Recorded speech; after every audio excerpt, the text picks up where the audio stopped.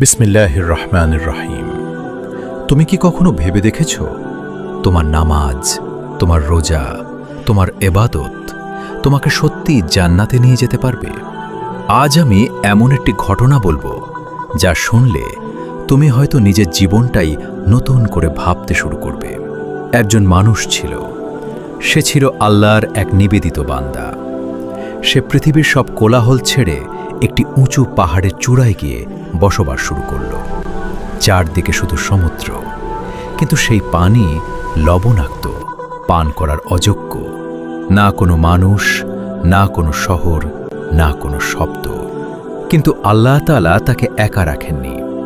তার জন্য পাহাড়ের ভেতর থেকে একটি মিঠা পানির ঝর্ণা বের করে দিলেন এবং একটি আনার গাছ। প্রতিদিন সে সেই আনার ক্ষেত পানি পান করত। ওই পানি দিয়েই অজু করত। তার জীবন ছিল শুধু একটাই, এবাদত।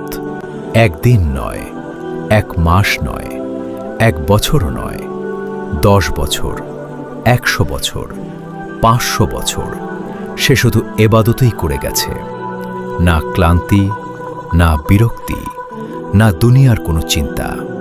একদিন সে আল্লাহর কাছে দোয়া করল, হে আল্লাহ, আমার মৃত্যু যেন সেজদারত অবস্থায় হয়। আল্লাহ তার দোয়া কবুল করলেন এবং সে সেজদাই মৃত্যুবরণ করল। তারপর এলো কিয়ামতের দিন। আল্লাহ তাআলা বললেন, আমার এই বান্দাকে আমার রহমতে জান্নাতে প্রবেশ করাও। কিন্তু সেই ব্যক্তি বলল, না, আমার আমোদের বিনিময়ে আমাকে জান্নাতে দিন।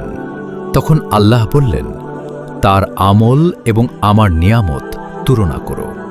এক পাশে রাখা হল 500 বছরের এবাদত আর অন্য পাশে আল্লাহর নিয়ামত। ফলাফল, একটি চোখের নিয়ামতই তার সব এবাদতকে ছাড়িয়ে গেল।